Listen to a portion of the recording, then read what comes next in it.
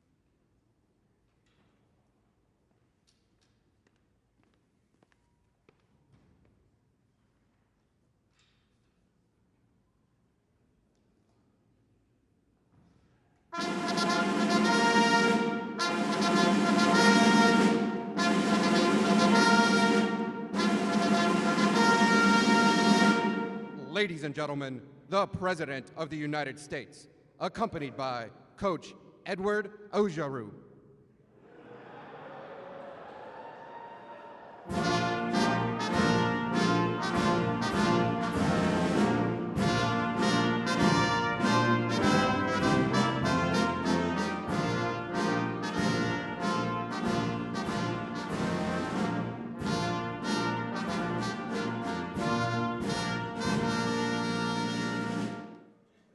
Well, this is an exciting day in the White House. We have very exciting days, more than most presidents, I would say, times 10. We like to keep it that way. The coach likes to keep it that way, but we really do. We just had I was just telling the coach, he said, I know, I just made some additional money. We just had another all-time high for our stock market just hit. So that'll be 149 times in less than 3 years. That's not bad. Coach, that's good, right? Steve, that's good. We'll take that, Coach, right? Yes, but today, it's about the coach and the team and that unbelievable quarterback, unbelievable players. It's really my great privilege to welcome to the White House the college football national champions, the Louisiana State University Tigers.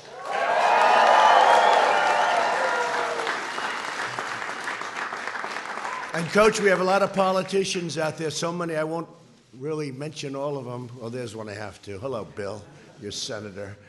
But we have a lot of great politicians out here, and some football players, the politicians, I really respect the football players a lot more, to be honest.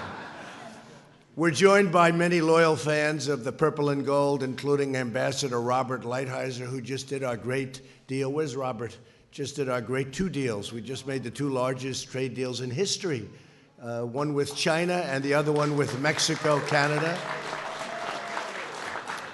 And with China, we'll be taking in $250 billion a year. And with Mexico, Canada will be taking in hundreds of billions of dollars a year, Bill. So that's pretty good, right?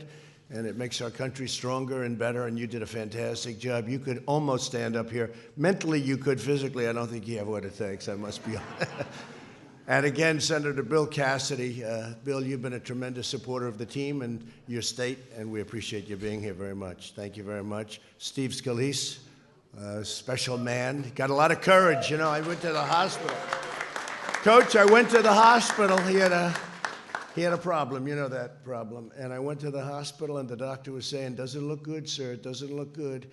And he looks better now than before the accident. So it's a hell of a way to happen. But Steve Scalise got a lot of guts. I'll tell you that. Got a lot of guts. He's a tiger. He fights like a tiger. Is right. And Mike Johnson. Mike, you're around here someplace. Mike? Good, Mike. Thank you very much for being here. And Garrett Graves. Thank you very much, Garrett. Thank you for being here. Also here with us are Louisiana's Attorney General, terrific guy, Jeff Landry, and Secretary of State, Ardoin. You know that, huh? Where are you? Yes, thank you very much. Thank you, folks. To all of the incredible coaches and players and this team, your head coach, I watched him on television. I said, man, that guy's he's all man. He's a big, strong-looking guy. I didn't know if he had laryngitis or was that his real voice. It's true. I think it was a combination of both. It was tough to start with, and then he had a little laryngitis. But man, whatever the hell it was, Ed Orgeron, and Ed, it worked. It really worked. You did a job that few people will ever be able to do again. The team is said to be one of the greatest teams, maybe the greatest team in the history of college football, right? And that's pretty amazing. As well as interim president of LSU, Thomas Galligan. Where's Thomas? Thomas? Behind me? You've done a good job. Interim. I think we got to make him permanent. Forget about it. That's a hell of a job you've done, Tom. Pretty good job.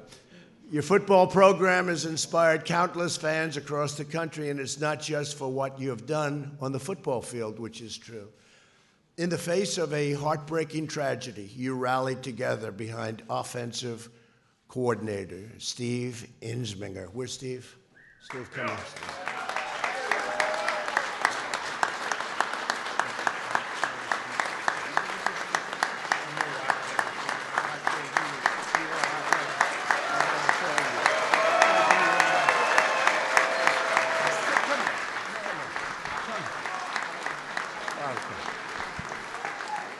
I mean, what your whole story, the tragedy, and yet so incredible the way you handle it. And the coach said you never wavered.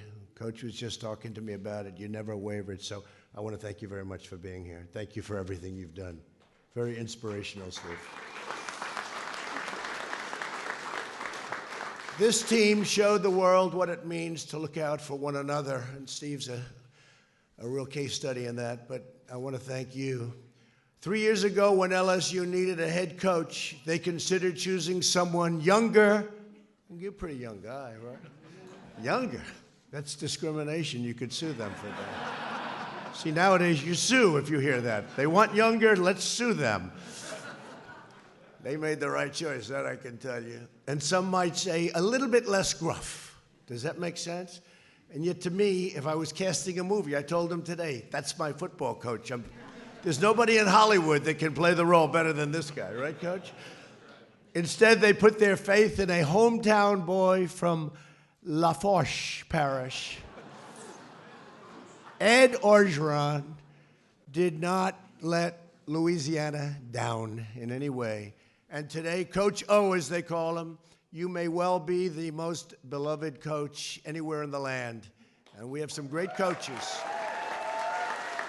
We have some great coaches. And you played against a great coach who was here last year.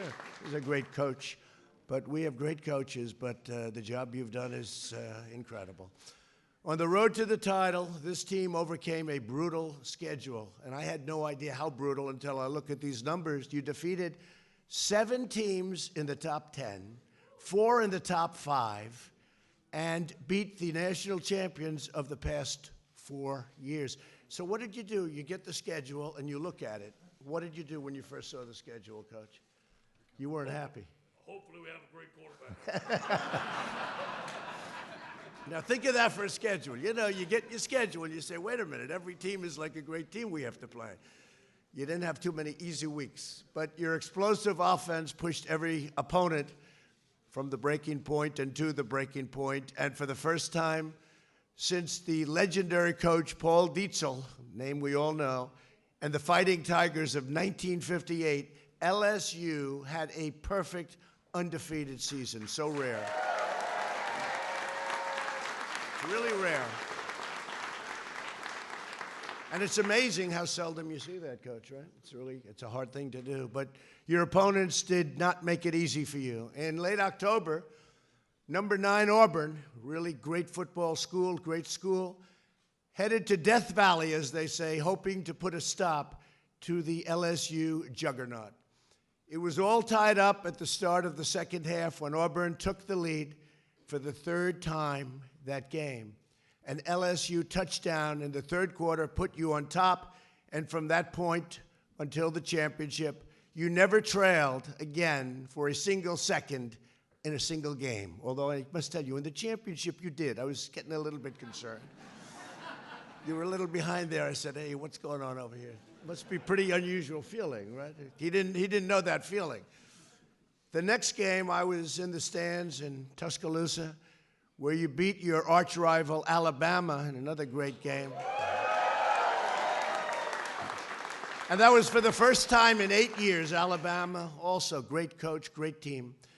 LSU was unstoppable, and soon you faced Oklahoma in the opening round of the playoffs, and Oklahoma had a great season.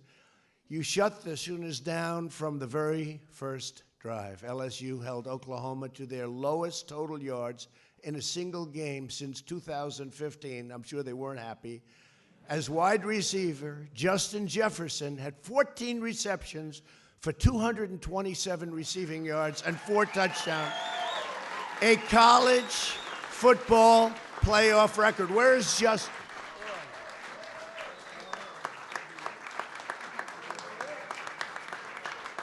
He's going to be so rich. Oh. We're looking at money. And this guy Chase, wherever the hell he is, he was catching. Where the hell is Chase? He was catching balls all over the place. You guys are going to make so much money. And I don't think your quarterback's going to do too badly, Coach. I don't think going to do too badly. You beat Oklahoma 63-28. That doesn't happen to Oklahoma. Then it was on to New Orleans. You needed one final big win against a truly great team. And one last time, LSU learned that its star quarterback, Joe Burrow, was something very special. After breaking a bone in his hand playing at Ohio State, Joe sat on the bench and wasn't happy about it. I heard he was not thrilled. That was not your happiest moment, right? He didn't like it. I heard stories. He was going a little crazy. Then the coach took charge and took a change and brought him to LSU. Joe soon became the best quarterback in all of college football. And not close, because he set an NCAA record with 60 touchdowns. I've never even heard of that. 60. In a single season, averaging a touchdown every quarter, and won the Heisman Trophy by the largest margin in the history of the Heisman Trophy. It's incredible. And as he received the trophy, Joe fought back tears. I don't know. I don't think he's ever cried in his life. I don't believe it. Did you actually fight back tears?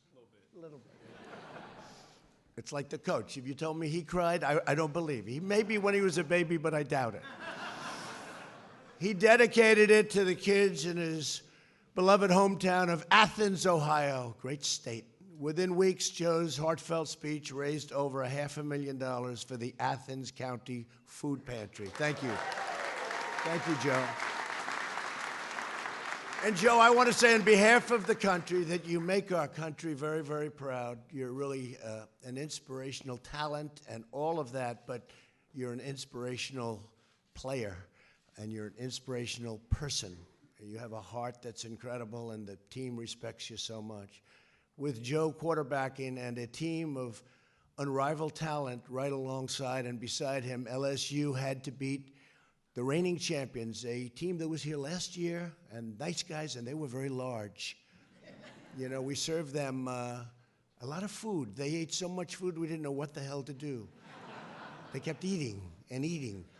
A team that had not lost a game in 741 days, the Clemson Tigers. They really are really special, right? They're amazing. Before the game, the First Lady and I were honored to walk out on the field, escorted by the ROTC cadets from both schools. We then joined tens of thousands of proud, patriotic Americans to watch the Battle of the Titans. This was a great game. This was a tremendous game. And Coach, they had tremendous ratings on television. The ratings came in. They were, not surprisingly, but they were tremendous, beyond what normally would be for even a championship game. On your first drive, I think you might have had something to do with that stuff. I don't know. Although these two guys maybe too, but you had a lot to do with it. On your first drive, the celebrated LSU offense was pinned back at your own goal line. I watched it. I've never seen, I don't bet you haven't been pinned back that many times, because every time I saw you, you were on the 3-yard line. Like, what happened? It was just like constantly, but you kept doing just fine. You did just fine, Coach. We were rope-a-dope. You were right. That was a rope-a-dope. Yeah, it's true. The first time you got the ball sack, and then you made that great play, and they called it back as usual. You made the great pass. He's all over the place. He was going to be tackled 4 times, like on the first play, and you threw the ball, and everybody was excited. And then they said, "There's a flag in the field." Too many flags, Coach, right? Too many flags. You know, the referees, they want to get themselves in the limelight, but that was a play that should have not been called back, but that's all right. You punted after a rare 3 and out, and soon Clemson struck first with a touchdown, and for the first time all season, they were behind. Then Jamar Chase, and that's the man I was watching him, caught a 52-yard bomb from Burrow to tie it up. By the end of the game, Jamar had 9 catches and 2 touchdowns, setting a playoff championship record with 221 receiving yards. That's phenomenal. Come here, Jamar. Come here. Come here, Jamar.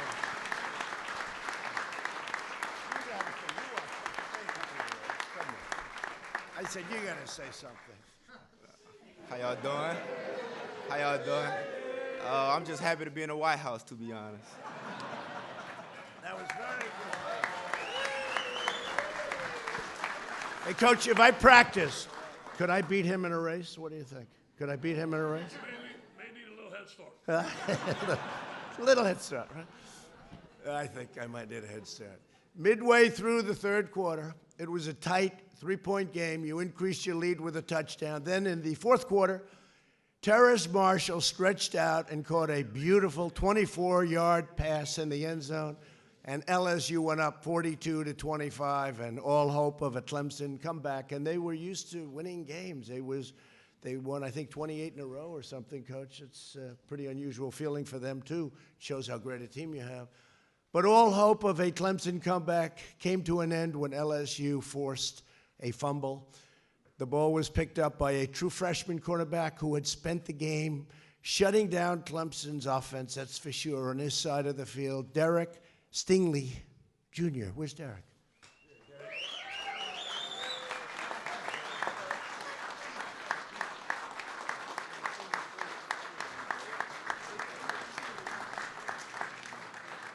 That was a good feeling, Coach.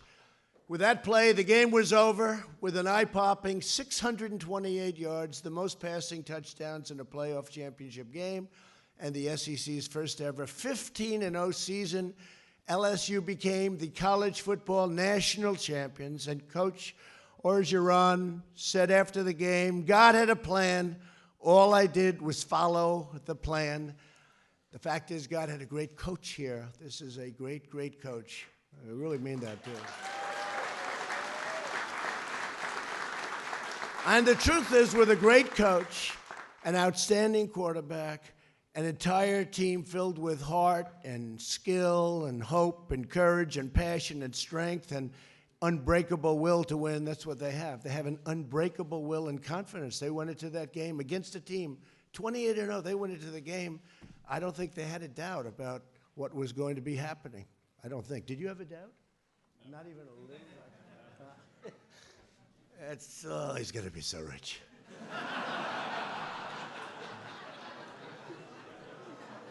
Looks sort of like a young Tom Brady. Does that make sense to you? That's young. We call him young Tom Brady. This LSU team will long be remembered as one of the greatest in college football history. And I just want to say congratulations and go Tigers. Go Tigers.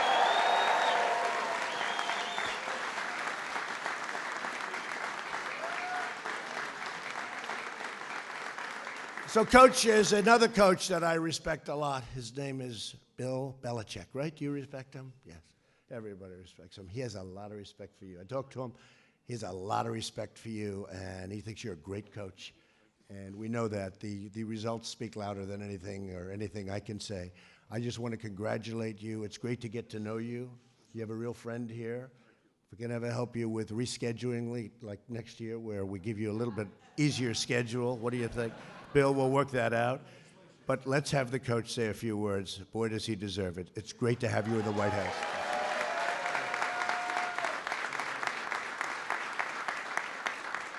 Thank you, President Trump. What an honor to be here at the White House. I speak on behalf of our football team and our great assistant coaching staff. I do have the best organization in the world, one team, one heartbeat. This is a players-driven program. It's about the men behind me and the men in front of me. You guys did it. You guys set out on a plan last year, January 17th, that you were going to win the national championship. You never talked about it.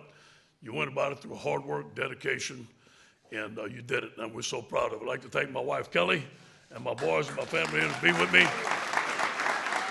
And all the coaches' wife, I'd like to thank Scott Wilbur, Mary Warner, and administration for all the great things that they did for us. One team, one heartbeat.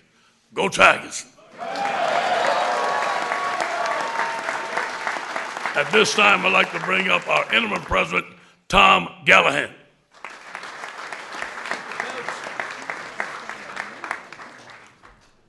Good morning.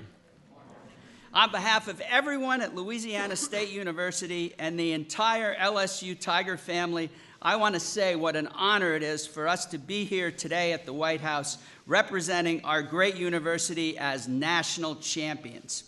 Now, while the trip to the White House is traditional for national champions, Mr. President, I don't think you have ever had a team quite like ours visit before. The achievements of Coach O and these young men are truly historic. If I were a poet, I would say they are absolutely epic. This group will forever be known as one of the best to ever take the field in college football.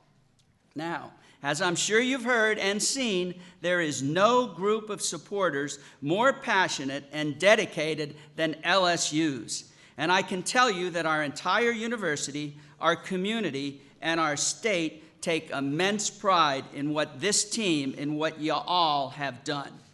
At LSU, we are champions on the football field, and we are champions in the classroom, in the laboratory, on the stage, in the art studio, in the moot courtroom, and more. Our state gives much to this great nation, from commerce to culture to cuisine, and always character. Now we have given the country what we believe is the greatest college football team ever.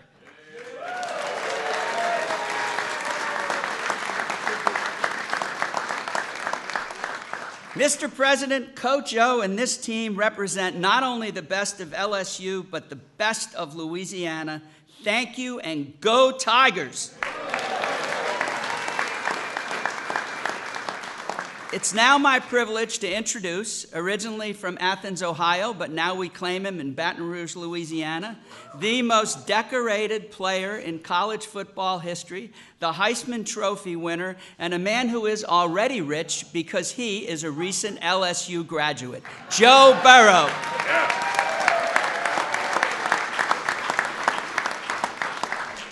I'll keep this short and sweet because I'm sure Mr. President has some more pressing matters to get to, but no, I just want to say it's truly an honor to be here, and thank you for having us so soon after the game so the seniors could be here. That means a lot to us. This is a moment we'll never forget, and it truly does mean a lot that you did that so soon, so thank you.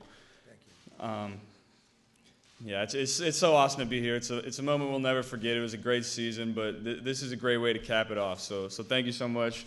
And we got a little jersey for you right here.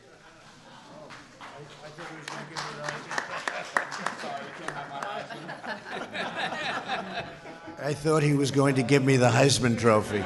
He's just giving me a jersey.